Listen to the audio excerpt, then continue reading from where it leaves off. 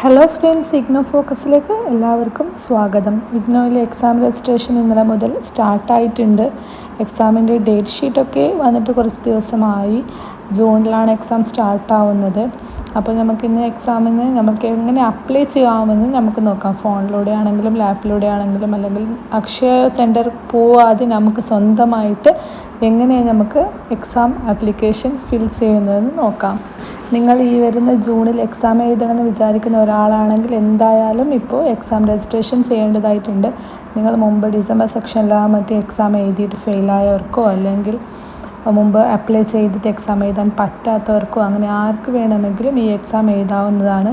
പിന്നെ അതേപോലെ തന്നെ ഈ കഴിഞ്ഞ ഡിസംബർ സെക്ഷനിൽ അഡ്മിഷൻ എടുത്തവർക്ക് സെം വൈസ് പ്രോഗ്രാം ഉള്ളവർക്കും ഈ എക്സാം അറ്റൻഡ് ചെയ്യാവുന്നതാണ്. പക്ഷേ ഇയർ വൈസ് പ്രോഗ്രാം ഉള്ളവർക്ക് ഈ എക്സാം അറ്റൻഡ് ചെയ്യാൻ സാധിക്കില്ല.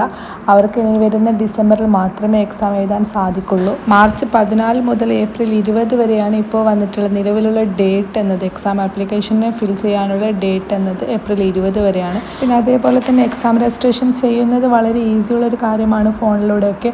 പക്ഷേ ഒരു തെറ്റ് വന്നാൽ നമുക്കത് കംപ്ലീറ്റ് രജിസ്ട്രേഷൻ ഫില്ലപ്പ് ചെയ്തതിന് ശേഷം നമുക്ക് എഡിറ്റ് ചെയ്യാനുള്ള ഒരു ഓപ്ഷനും ഇല്ല. അതിനാൽ തന്നെ നമ്മൾ സ്വന്തമായിട്ട് ചെയ്യുമ്പോൾ അതുപോലെ തന്നെ ശ്രദ്ധിച്ചിട്ട് വേണം ചെയ്യാൻ വേണ്ടിയിട്ട്. ഗൂഗിളിൽ ജസ്റ്റ് ഇഗ്നോ എന്ന് സെർച്ച് ചെയ്ത് കൊടുക്കുമ്പോൾ തന്നെ നമുക്ക് എക്സാമിനേഷൻ ഫോം അവിടെ കാണാൻ സാധിക്കും. ആ ഒരു ഓപ്ഷൻ സെലക്ട് ചെയ്യുമ്പോൾ ഇങ്ങനൊരു വലിയൊരു വിൻഡോ ഓപ്പൺ ആയിട്ട് വരുന്നതാണ്. അവിടെ ആദ്യം തന്നെ കാണിക്കുന്നത് ആർക്കൊക്കെ എക്സാം എഴുതാം, ഈ ഒരു എക്സാം ആർക്കൊക്കെ അറ്റൻഡ് ചെയ്യാം എന്നതാണ്. അതൊക്കെ വായിച്ച് മനസ്സിലാക്കുക. ഓക്കെ, ഇപ്പോൾ ഇവിടെ കൊടുത്തിട്ടുള്ളത് മാർച്ച് 14 മുതൽ എക്സാം രജിസ്ട്രേഷൻ സ്റ്റാർട്ടായിട്ടുണ്ട്. അത് മാർച്ച് 20 വരെ ഉണ്ട്. 20 കഴിഞ്ഞിട്ടും നമുക്ക് എക്സാം രജിസ്ട്രേഷൻ ചെയ്യാവുന്നതാണ്. പക്ഷേ ഏപ്രിൽ 21 മുതൽ മെയ് 27 വരെ നമ്മൾ എക്സാം ഫീസിന് പുറമേ ആയിട്ട് ലേറ്റ് ഫീയും അടയ്ക്കേണ്ടതായിട്ടുണ്ട്. 1100 രൂപ ലേറ്റ് ഫീയും അടയ്ക്കേണ്ടതായിട്ട് വരും. പിന്നെ അതിൽ ഡീറ്റെയിൽ ആയിട്ട് എക്സാം ഫീ എത്രയൊക്കെ പറയുന്നുണ്ട്. ഓരോ സബ്ജക്റ്റിന് 200 രൂപയാണ് ഓരോ സബ്ജക്റ്റിനായിട്ട് വരുന്നത്. 200 രൂപ തിയറി എക്സാമിൻ്റെ മാത്രം ഫീ ആണ്. പ്രാക്ടിക്കൽ എക്സാം പ്രൊജക്റ്റ് ഇതിൻ്റെയൊക്കെ ഫീ ഒക്കെ വേറെ വേറെയാണ്. അത് ക്രെഡിറ്റ് അനുസരിച്ചിട്ട് മാറാവുന്നതാണ്. ഓക്കെ, ഇതിൽ എവിടെയൊക്കെ സെൻറ്റേഴ്സ് വരുന്നുണ്ട്, ആർക്കൊക്കെ എക്സാം എഴുതാം, എങ്ങനെയാണ് ഫീസ് വരുന്നത്, എല്ലാ കാര്യവും അതിൽ ഡീറ്റെയിൽ ആയിട്ട് പറയുന്നുണ്ട്. ഓക്കെ, അതൊക്കെ കറക്റ്റ് മനസ്സിലാക്കുക. വായിച്ചിട്ട് അതൊക്കെ കറക്റ്റ് മനസ്സിലാക്കുക. അതിൻ്റെ താഴെയായിട്ട് ഡിക്ലറേഷൻ മാർക്ക് ടിക്ക് ചെയ്ത് കൊടുക്കാനുണ്ട്. ആ ഡിക്ലറേഷൻ മാർക്ക് ജസ്റ്റ് ഒന്ന് ടിക്ക് ചെയ്ത് കൊടുക്കുക. ഡിക്ലറേഷൻ മാർക്ക് ടിക്ക് ചെയ്ത് കൊടുക്കുമ്പോൾ അതിൻ്റെ താഴെയായിട്ട് proceed to fill examination form എന്നൊരു ഓപ്ഷൻ കാണാൻ സാധിക്കും. അത് ഓപ്പൺ ആക്കുക. അത് ഓപ്പൺ ആക്കിയതിന് ശേഷം നമുക്ക് അവിടെ എൻറോൾ നമ്പർ അടിച്ചു കൊടുക്കാനും അതേപോലെ തന്നെ പാസ്വേഡ് അടിച്ചു കൊടുക്കാനൊക്കെ ഉണ്ടാകും. അത് അടിച്ചു കൊടുക്കുക. അതിന് ശേഷം ഇങ്ങനൊരു വിൻഡോ ഓപ്പൺ ആയിട്ട് വരും. അതിൽ നിന്ന് നമ്മൾ എക്സാമിനേഷൻ സെലക്ട് ചെയ്ത് കൊടുക്കുക. എക്സാമിനേഷൻ സെലക്ട് ചെയ്ത് കൊടുക്കുമ്പോൾ അതിൽ രജിസ്ട്രേഷൻ ഓപ്ഷൻസ് കാണാൻ സാധിക്കുന്നതാണ്. അത് രജിസ്ട്രേഷൻ ഓപ്ഷൻ ജസ്റ്റ് ക്ലിക്ക് ചെയ്ത് കൊടുക്കുക. നെക്സ്റ്റ് ഇങ്ങനെ ഒരു വിൻഡോ ഓപ്പൺ ആയിട്ട് വരും. അതിൽ ക്ലിക്ക് ദ എക്സാമിനേഷൻ ഫോം ഫസ്റ്റിന് കാണാൻ സാധിക്കും. അത് ജസ്റ്റ് ഓപ്പൺ ആക്കുക. അതിൽ പിന്നെ 3 ഓപ്ഷൻസ് ഉണ്ട്. അതിൽ കോഴ്സ് ഡീറ്റെയിൽസ്, എലിജിബിലിറ്റി ഒക്കെ ചെക്ക് ചെയ്യാനുള്ള ഓപ്ഷൻസ് ഉണ്ട്. അത് സെക്കൻഡ് വൺ ആണ്.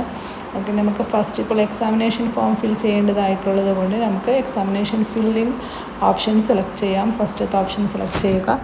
ഇപ്പോൾ നമ്മൾ ഓൾറെഡി റീഡ് ചെയ്ത ആ ഗൈഡൻസ് തന്നെയാണ് ഇപ്പോൾ വീണ്ടും കാണിക്കുന്നത്. അത് ജസ്റ്റ് വായിച്ച് മനസ്സിലാക്കുക. മുകളിലേക്ക് സ്വൈപ്പ് ചെയ്യുമ്പോൾ വീണ്ടും താഴെയായിട്ടൊരു ഡിക്ലറേഷൻ കൊടുക്കാനുണ്ട്. ആ ഡിക്ലറേഷൻ വീണ്ടും കൊടുക്കുക. അതിൻ്റെ താഴെയായിട്ട് proceed to fill online examination form എന്ന് കാണാൻ സാധിക്കും. അത് ജസ്റ്റ് ക്ലിക്ക് ചെയ്ത് കൊടുക്കുക.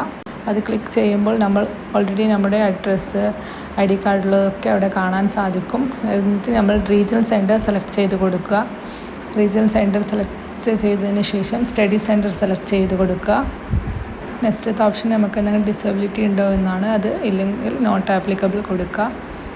അടുത്തതായി ചോദിക്കുന്നത് ഈ എക്സാമിന് അസൈൻമെൻറ്റ് വെച്ചതിന് ശേഷം മാത്രമേ നമുക്ക് എക്സാം എഴുതാൻ സാധിക്കുള്ളൂ. ഈ അസൈൻമെൻറ്റ് നിങ്ങൾ വെച്ചിട്ടുണ്ടോ അല്ലെങ്കിൽ ഈ എക്സാമിന് മുമ്പായിട്ട് നിങ്ങൾ അസൈൻമെൻറ്റ് വെക്കോ എന്നാണ്. അത് അവിടെ ആകെ എസ് എന്നുള്ള ഒരു ഓപ്ഷൻ മാത്രമേ നമുക്ക് കാണാൻ സാധിക്കുള്ളൂ. അപ്പോൾ അവിടെ എസ് ടിക്ക് ചെയ്ത് കൊടുക്കുക. പിന്നെ നമുക്ക് അപ്ലൈ ചെയ്യാനുള്ള കോഴ്സ് ഓൾറെഡി നമ്മൾ എക്സാം എഴുതിയ കോഴ്സ് അവിടെ കാണിക്കില്ല. ഇനി എക്സാം എഴുതാനുള്ള കോഴ്സ് മാത്രമേ അവിടെ കാണിക്കുള്ളൂ. നമുക്ക് ഒരു പ്രാവശ്യം മാത്രമേ ഇഗ്നോയിൽ എക്സാം എഴുതാൻ സാധിക്കുള്ളൂ. പാസ്സായ സബ്ജക്ട്സ് വീണ്ടും നമുക്ക് മാർക്ക് കുറഞ്ഞു എന്നതിൻ്റെ പേരിൽ എക്സാം എഴുതാൻ സാധിക്കില്ല. അപ്പോൾ നമ്മൾ ഏതൊക്കെ എക്സാം എഴുതുന്നു എന്ന് പറഞ്ഞിട്ട് ആ സബ്ജക്റ്റ് ജസ്റ്റ് സെലക്ട് ചെയ്ത് കൊടുക്കുക. എന്നിട്ടാകുമ്പോൾ ഇവിടെ നെക്സ്റ്റത്തെ വിൻഡോ ഓപ്പൺ ആയിട്ട് വരും. അതിൽ നമുക്ക് ഒരു സബ്ജക്റ്റിന് 200 രൂപ പോലെ എത്ര സബ്ജക്റ്റ് നമ്മൾ എക്സാം എഴുതുന്നുണ്ട് ആ ഒരു സബ്ജക്ട്സൊക്കെ അവിടെ ലിസ്റ്റഡ് ആയിട്ട് വരും. നെക്സ്റ്റ് പേയ്മെൻറ്റ് ഔട്ട്വേ എന്ന ഓപ്ഷൻ സെലക്ട് ചെയ്ത് നമ്മൾ ഏതൊക്കെ എക്സാം എഴുതുന്നുണ്ട് അതിൻ്റെ ഫീ ഓൾറെഡി അവിടെ വരും. ആ സബ്ജക്റ്റിൻ്റെ ഫീ പേ ചെയ്യുക. അതിനുള്ള എല്ലാ സോഴ്സും അവിടെ കാണുന്നുണ്ട്. ഡെബിറ്റ് കാർഡ്, ജിപേ, ഫോൺ പേ ഒക്കെ അവിടെ കാണും. ഏതെങ്കിലും സെലക്ട് ചെയ്തിട്ട് ഫീ പേ ചെയ്യുക. ഈ വീഡിയോ നിങ്ങൾക്ക് ഉപകാരപ്പെട്ടെങ്കിൽ ചാനൽ സബ്സ്ക്രൈബ് ചെയ്യാനും ലൈക്ക് ചെയ്യാനും ഷെയർ ചെയ്യാനും കമൻറ്റ് ചെയ്യാനും മറക്കരുത്. താങ്ക്